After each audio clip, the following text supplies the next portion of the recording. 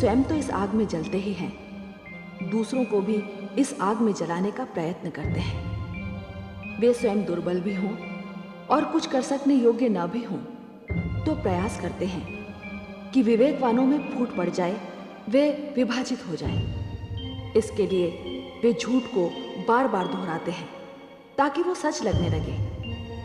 मंथरा भी यही कर रही है। कैकेयी को बहकाने के लिए वो भड़का रही है, झूठ बोल रही है। कैकेयी अभी तक तो अचल और अटल है, पर देखना ये है कि वो स्नेह और प्रेम की भूमि पर कब तक अडिग रहती है।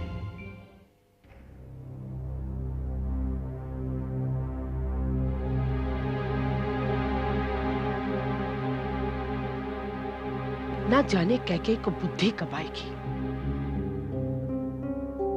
दिन रात उसे ऊंच नीच समझाती हूं, किंतु राम नाम रटने के अतिरिक्त उसे कोई कार्य ही नहीं आता।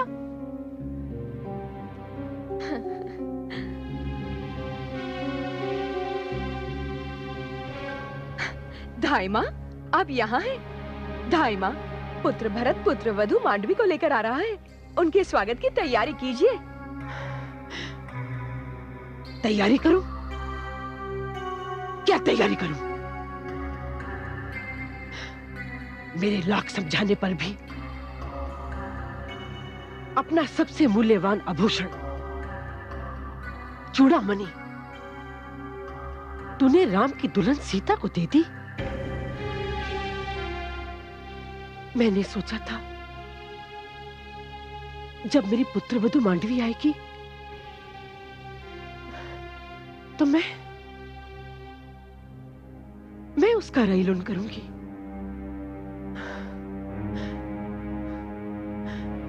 और तू उसके सर पर चूड़ामणि पहनाएगी। पर तूने मेरी सारी आशाओं पर पानी फेर दिया।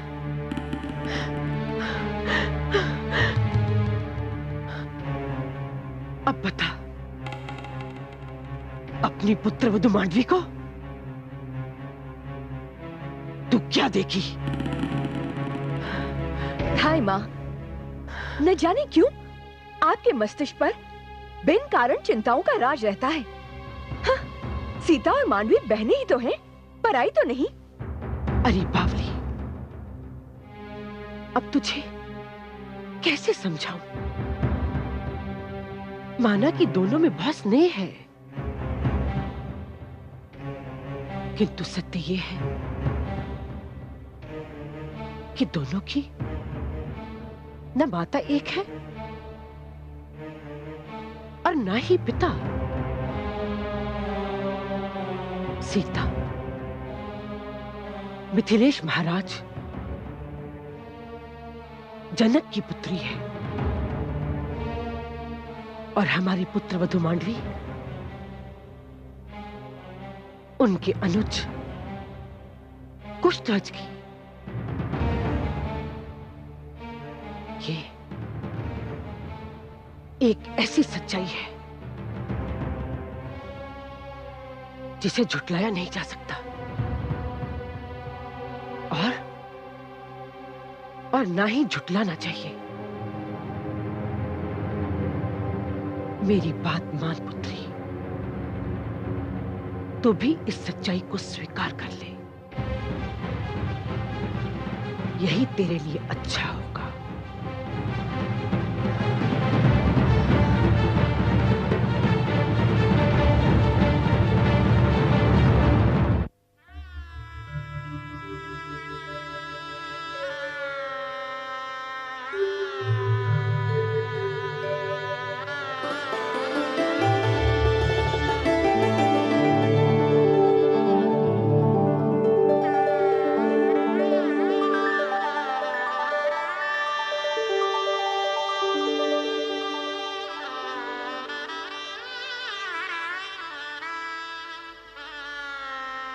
देवी,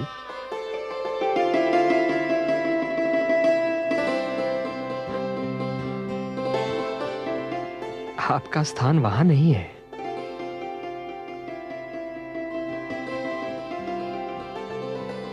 मैंने तो आपकी बहनों से कह दिया था कि आप मेरी पूर्णता का चिन्ह है, इसलिए आपका स्थान मेरे हृदय में है। कदाचित मेरी छोटी बहनें आप तक मेरा उत्तर नहीं पहुंचा सकी। मैं तो केवल आपकी पूर्णता का चिन्ह हूं, किंतु आपने तो मुझे अस्तित्व दिया है। हाँ, अयोध्या पहुंचकर मुझे एक नए सत्य का भी आभास हुआ है। सत्य? मैं उत्सुक हूं सुनने के लिए। मुझे यहाँ पहुंचकर ऐसा लगा कि मैं और मेरी बहनें केवल आपकी और आपके भाइयों की पत्नियां ही नहीं हैं, अपितु पुत्र वधुएं भी हैं।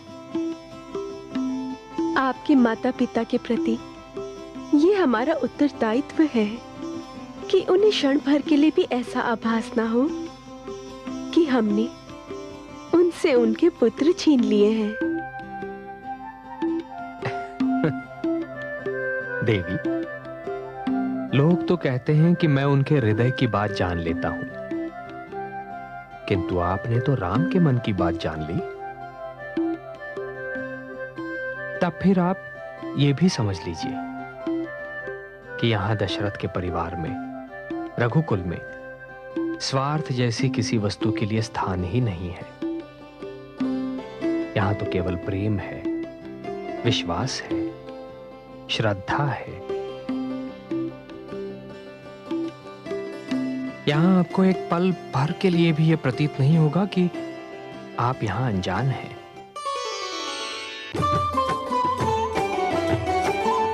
मंगल मिलन मुहूर्त सुहावन, राम सिया छवि है अति पावन। विधना सुंदर खेल रचायो, शुभ अवसर कैकेयी घर आयो। शुभ अवसर कैकेयी घर आयो। भरत मांडवी युगल सुहावे, मुदित मंथरा बले बले जावे। मुदित मंथरा बले बले जावे।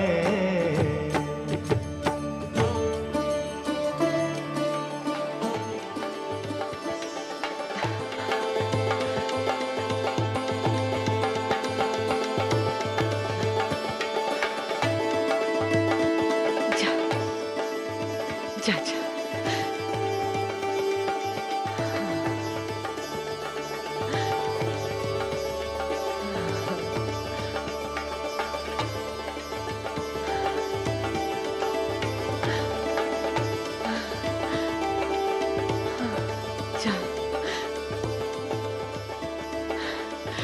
जा पुत्र।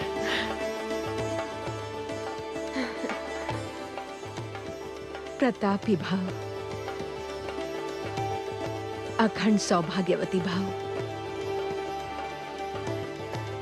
पुत्री मांडवी, मेरा राम पर कुछ अधिक स्नेह है, इसलिए मेरे लिए सीता भी बहुत अधिक प्रिय है। किंतु इसका यह अर्थ नहीं कि भरत मेरा पुत्र नहीं और तुम पर मेरा स्नेह तनिक भी कम है। तुम मेरे लिए पुत्र वधू नहीं, सदा पुत्री बनकर रहोगी। जी माताश्री, मुझे मेरे पतिदेव ने बता दिया है कि श्री राम पर उनकी कितनी श्रद्धा है। हाँ माते, मैंने मांडवी से कहा कि यदि स्वयं ईश्वर भी मुझसे आकर ये कहे कि मैं भ्राता श्री राम से प्रेम करना छोड़ दूं, तो ऐसा करने से पूर्व मैं ईश्वर को छोड़ दूंगा। और रही दीदी सीता की बात, तो माताश्री, मैं अपने पिता श्री कुशध्वज को काका श्री केवल इसलिए कहकर पुकारती हूँ क्योंकि सीता दीदी भी उन्हें काका श्री कहती हैं। मैंने उन्हें पिताश्री आज तक कह के नहीं बुलाया। ये शब्द तो मैंने सदैव मिथिलेश के लिए प्रयोग किया है। और सत्य बात तो ये है माते कि हम चारों बहनों के शरीर चार हैं, किंतु आत्मा एक ही है।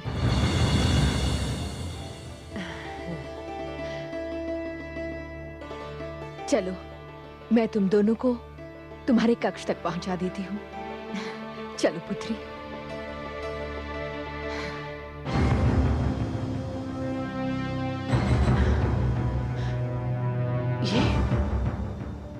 ये तो बहुत विकट समस्या है।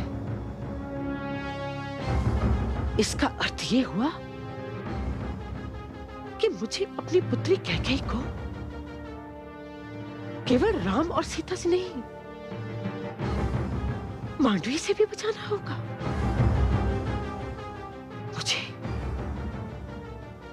मुझे बहुत दूर तक सोचना होगा। हे प्रभु, संसार तो मुझे चक्रवर्ती बहुत पहले ही कह चुका है, किंतु सच पूछिए तो चक्रवर्ती तो मैं आज बना हूं, जब मेरे चारों पुत्र और पुत्रवधुएं इस राजभवन की शोभा बढ़ा रहे हैं। और पुत्रवधुएं भी कैसी, पुत्रियों के समान। महाराज की जय हो। महामंत्री सुमंत, कहिए अयोध्या में क्या हो रहा है? उत्सव। महाराज, गुप्तचर से सूचना मिली है कि समस्त अयोध्या मग्न है। समस्त प्रजा पुत्रवधुओं के आने का महोत्सव मना रही है, एक ही कामना प्रदर्शित कर रही है। वो क्या? यही कि अब अविलंब श्री राम को अयोध्या का युवराज घोषित कर दिया जाए। अरे आश्चर्य, हमारे बोले बिना अयोध्या वासियों ने हमारे मन की बात जान ली। हम तो अपने मन में राम को युवराज बनाने का निर्णय बहुत पहले ही ले चुके हैं महामंत्री सुमंत। तो महाराज फिर सोचना कैसा? श्री राम तो हर दृष्टि से युवराज बनने के योग्य हैं। अवश्य हैं। हम कल ही इस बारे में कुलगुरु वशिष्ठ से परामर्श करेंगे, क्योंकि हम किसी भी निर्णय पर पहुंचने से पहले कुलगुरु वशिष्ठ के विचार जान लेना चाहते हैं। बहुत ही उत्तम विचार है महाराज आपका, किंतु यह भी औपचारिकता ही होगी। कुछ भी हो, किंतु यह आवश्यक है। हाँ, एक बात ध्यान रहे। कहिए महाराज। जब तक अंतिम निर्णय नहीं हो जाता, तब तक हमारे मन की बात किसी को ज्ञात न होने पाए, महारानियों को भी नहीं। यही रघुकुल रीति है। जो आज्ञा महाराज।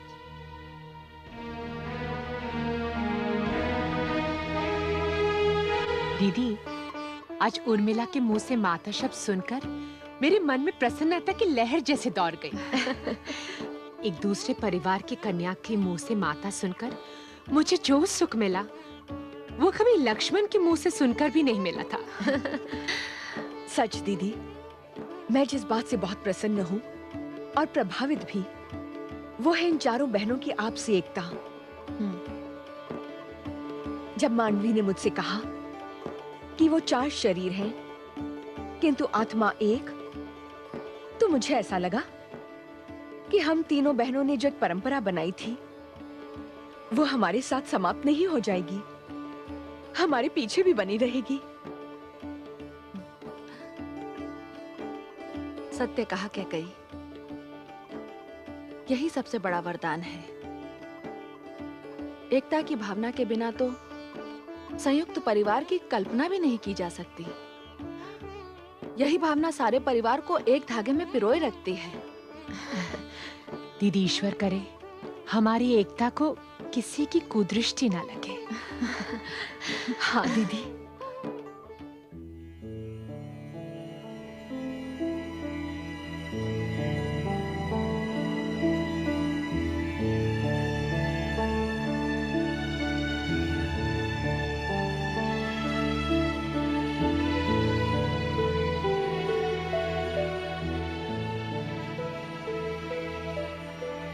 आपकी चिंता सर्वथा उचित है महाराज। अयोध्या के लिए युवराज के चयन का समय आ गया है। हाँ गुरुदेव, और मैंने तो यह निर्णय भी ले लिया है कि युवराज पुत्र राम ही होंगे। आपका क्या परामर्श है गुरुदेव? यह निर्णय अत्यंत ही महत्वपूर्ण है महाराज। इसे अपनी इच्छा और मेरे परामर्श तक ही सीमित न रखें। युवराज का चयन जनता की सहमति से ही होना चाहिए। किंतु सर्वप्रथम राम से यह पूछिए कि उन्हें इस पद में रुचि है या नहीं। यदि उन्हें स्वीकार हो तो प्रतिनिधि सभा को बुलाकर जनता की राय सुनिए। आपका उत्तराधिकारी सर्वसम्मति से ही बनना चाहिए। आपके मार्गदर्शन के लिए कोटि कोटि धन्यवाद गुरुदेव। मैं राम के विचार जानने के लिए स्वयं उससे बात करूंगा।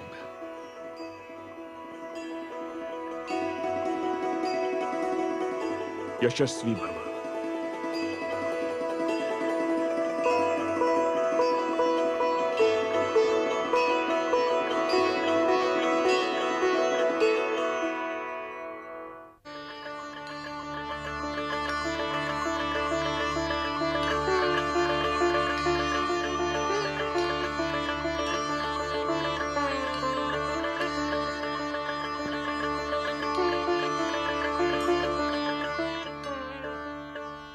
प्रणाम पिताश्री।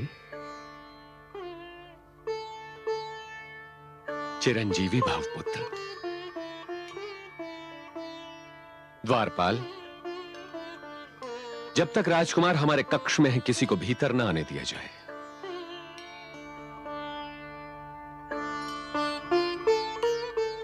क्या कोई अत्यंत जटिल समस्या आ गई है पिताश्री, जो इतनी सावधानी बरती जा रही है? पुत्र, मैं ना तो इसे जटिल समझता हूं और ना ही समस्या। एक साधारण सी बात है, किंतु मैं ये चाहता हूं कि जब तक कोई निर्णय ना हो जाए तब तक इसकी सूचना किसी को न मिलने पाए। किंतु ऐसी क्या बात है पिताश्री? पुत्र,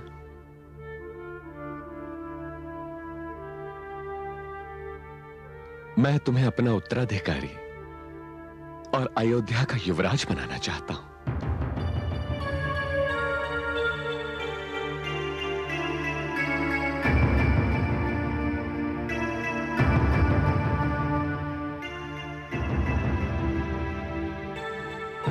क्या बात है पुत्र, तुम मौन क्यों हो गए? क्या मैं तुम्हारे इस मौन को तुम्हारी स्वीकृति समझूं? नहीं पिताश्री, मेरे मौन का कारण मेरी स्वीकृति नहीं है। केवल ये कि आपके आदेश की अवहेलना करने का साहस मुझ में नहीं है। सत्य तो यह है पिताश्री कि युवराज पद या राजपाट की कोई भी इच्छा मेरे मन में नहीं है। और फिर मेरा यह विश्वास भी है पिताश्री कि इस पद के योग्य अनुज भरत अधिक है। वो राजनीति भलीभांति जानता है। पुत्र, मुझे भरत की योग्यता में तनिक भी संदेह नहीं, किंतु तुम में एक ऐसी विशेषता है जो मेरे किसी भी पुत्र में नहीं, भरत में भी नहीं। ऐसी क्या विशेषता है मुझ में? ज्येष्ठता। तुम मेरे ज्येष्ठ पुत्र हो और परंपरा अनुसार राजा का उत्तराधिकारी उसका ज्येष्ठ पुत्र ही होता है। परंपरा कुछ भी हो पिताश्री, किंतु योग्यता ज्येष्ठता से अधिक महत्वपूर्ण होती है। ज्येष्ठता योग्यता का पर्याय कभी नहीं बन सकती पिताश्री। और फिर उत्तराधिकारी का चुनाव तो प्रजा की इच्छा अनुसार ही होना चाहिए। यह भी तो अयोध्या की परंपरा है। अयोध्या की प्रजा की इच्छा मैं जानता हूं पुत्र। गुप्तचरों ने मुझे सूचना दी है कि समस्त अयोध्यावासी तुम्हें युवराज के पद पर देखना चाहते हैं। पिताश्री, यह आवश्यक नहीं कि किसी की ख्याति और प्रसिद्धि को उसकी योग्यता का प्रमाण मान लिया जाए। जब तक मुझे संतोष न हो कि मैं इस पद के योग्य हूं, मैं ये पद स्वीकार नहीं कर सकता।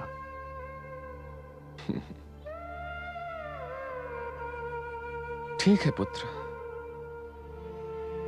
मैं कल ही जनप्रतिनिधि सभा की बैठक बुलवाता हूं। तुम स्वयं ही उनके विचार सुन लेना। पिताश्री, मुझे आप सीधे जनप्रतिनिधियों से प्रश्न करने की अनुमति दीजिए, मेरी विनती है। जैसी तुम्हारी इच्छा। रामचंद्र की राह है मर्यादा की राह, ना सत्ता का लोभ है ना गद्दे की चाह। धन्य राम का त्याग है मानवता के काज। स्वयं राम ने कह दिया भरत बने युवराज, भरत बने युवराज। जीव ज्ञान ब्रह्म ज्ञान अथ श्री विष्णु पुराण।